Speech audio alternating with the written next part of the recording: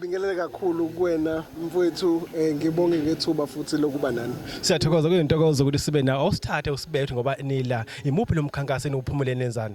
Cha njengoba usushilo undunankulu esifundazwe umhlonishwa uThamsanqa wakwaNtuli usithumile lapha ukuthi sithi siphume sigcwale zonke izinkalo zeKwaZulu Natal ukubheka lapha nokulekelela abesifazana abasemabhizinisini ukuthi beqonde kangcono ngeWomen Advancement Fund ekhishwe yioffice lakhe uMphemba ekutheni kulekelelwa abantu besifazane ingaphezulu ka200 million imali ebekwe eceleni uhulumeni wesifundazwe uholwa ke uyena uMphemba ukuthi ulekelela abesifazane abane interest noma abanothando lokuba sebhizinisini nalabo abakulona amabhizinisi. Inhloso le fund ukuthi abesifazane abakwibhizinisi belekeleleke ukukhulisa amabhizinisi abo nasekwenzeni amabhizinisi abo abe ngcono abe makhulu ekwazi futhi ukudala amathuba omsebenzi ukuqasheka abanye abesifazane.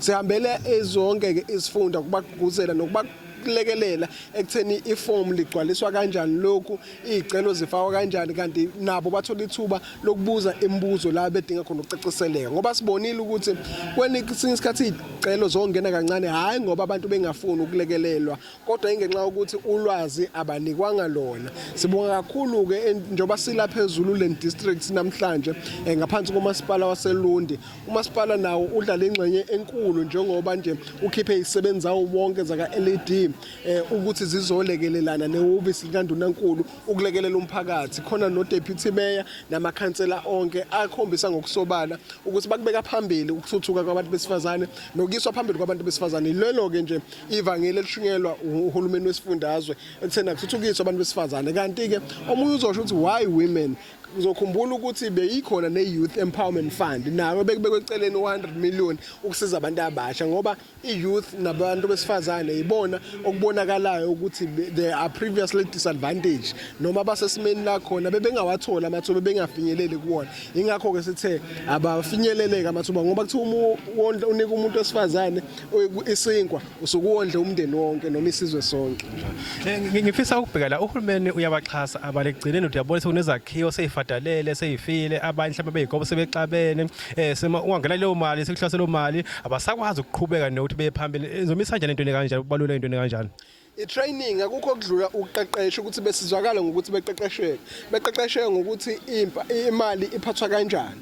Yingakho sibagqugquzela manje ukuthi bebe ne-business plan. I-business plan noma i-business and project proposal yakho iyakusiza ekutheni ukucabanga kwakho ngekusasa lebhizinisi lakho ungagcini namhlanje kuphela kodwa ubukeke eminyakeni emithathu nemhlanje esezayo ukuthi ulibona likuphi ibhizinisi lakho. Uma lihlangana nezingqinamba iyakusiza ukuthi iziphi ingqinamba oyibona ukuthi zingenza iqhamuke mase uqhamuka futhi nokuthi uzozivimba kanjani lezo zingqinamba noma uzobhekana kanjani nazo ukuze ibhizinisi lingayo kodwa likwazi ukuqhubeka. Ngakho ke lolo qeqesho lelo esitsho ukuthi socela ukuthi umasipala uLED uphinde ulenze ubabize lizosiza kakhulu ekutheni amaningi amabhizinisi akhule ephumelele. Sesaba sesiphethe ngiyabona ade ukhona la ngaphakathi khona nemibuzo futhi ebikhona mhlawumbe khona imibuzo mhlawumbe ethe yeza kunina mhlawumbe ikuphi lokuthoma ukuthola kubantu ebade bebuza umbuzo esifanele kulungisa.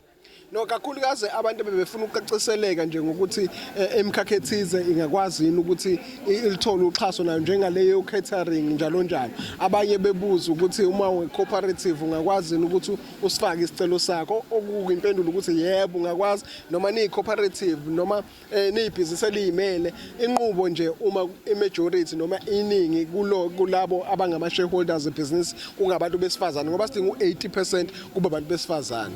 Kulungile mhlawumbe nje abakho kugcina sesiphethe.